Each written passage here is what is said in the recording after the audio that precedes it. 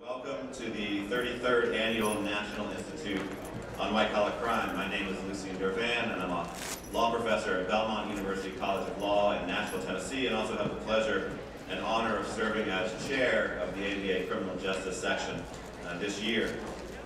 Before joining the Academy, I practiced in the white-collar field and I've attended this institute many times over the years, and so it is a special pleasure to be back here with so many friends today. I wanted to start by thanking the chair of the conference, Ray Banoon. Ray began this conference as a small gathering of those interested in white-collar criminal issues 33 years ago, and it has grown into one of the largest conferences held by the American Bar Association each year. And I want to thank him for his leadership and for making this conference an important part of the criminal justice section calendar and a destination for those interested in networking and learning more about a host of cutting-edge topics in this field. I also want to thank the incredible ABA staff for their tireless work on this event, and our sponsors for their support not only of this conference but of the work of the criminal justice section more generally.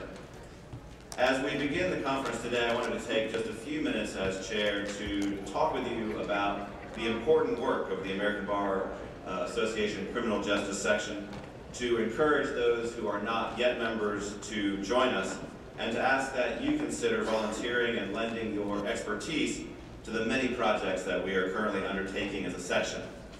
Founded in 1920, the Criminal Justice Section has almost 20,000 members, including prosecutors, defense counsel, appellate and trial judges, law professors, correctional and law enforcement personnel, law students, and other criminal justice professionals. With its diverse and multidisciplinary membership, the criminal justice section of the ABA is uniquely situated to address the pressing issues facing today's criminal justice system. In addition to hosting conferences and other educational trainings such as this, the criminal justice section has primary responsibility for the ABA's work on solutions to issues involving crime, criminal law, and the administration of criminal and juvenile justice.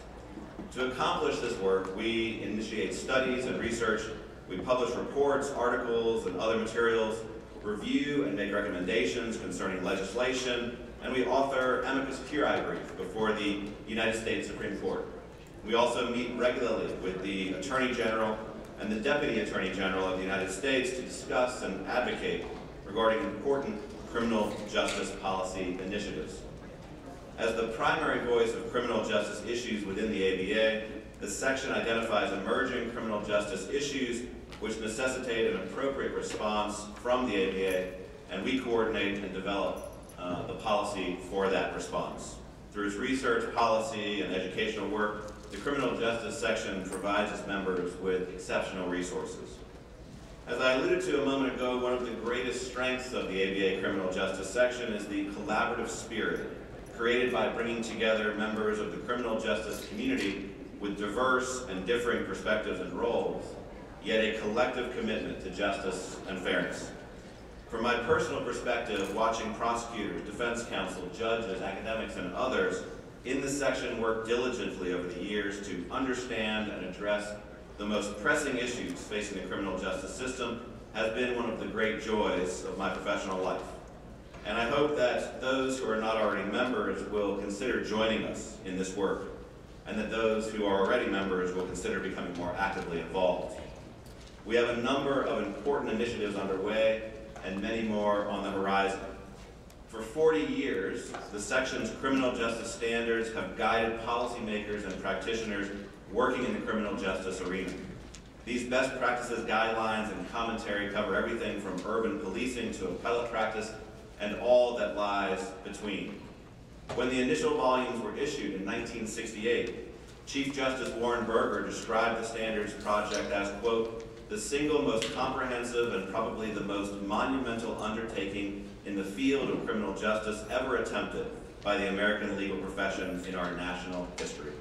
And we continually expand and update these standards. Last year, for example, at the request of the International Criminal Court, we launched a task force to create international criminal justice standards. Last year, we also convened a new standards task force that will update the section's sentencing law standards. The criminal justice section also uses the expertise and experience of our members to weigh in on a host of policy issues.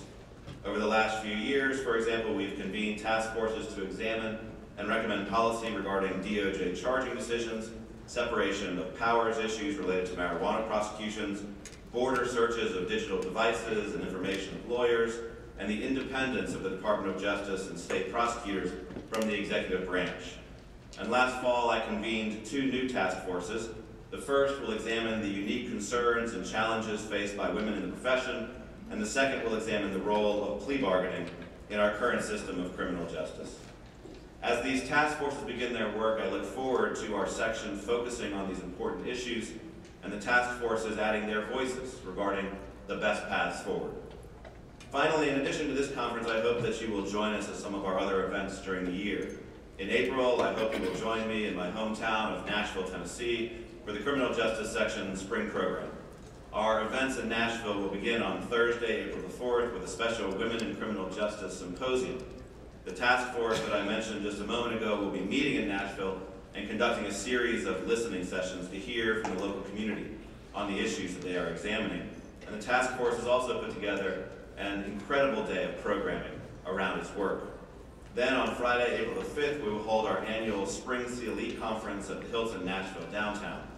The day will begin with a welcome address from Nashville Mayor Briley, and then we'll delve into issues related to criminal justice reform from various perspectives.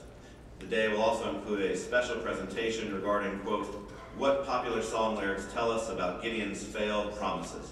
An appropriate musically themed edition, I think, for our events in Music City. Later this year in June, we will also hold the 3rd Global White Collar Crime Institute in Prague, Czech Republic. This international program has introduced the section and its members to new parts of the globe over the last few years, including Shanghai, Sao Paulo, Frankfurt, and Amsterdam, and will continue to be a cornerstone of our international outreach efforts in the future. There are a host of other wonderful events and programs scheduled over the next year, and I hope that you will review them all on the Criminal Justice Section website. I'm excited for all the many Criminal Justice Section projects and events that are underway around the world, and I look forward to the wonderful discussions and events that await us here at the National Institute on White Collar Crime over the next few days. If you have any questions about the section or ways that you could become more involved in our various initiatives and projects and works, please let me know during the conference or contact me when you get back home. We'd love to have each and every one of you more involved in the projects that we're engaged with. So with that, I thank you and enjoy the Institute.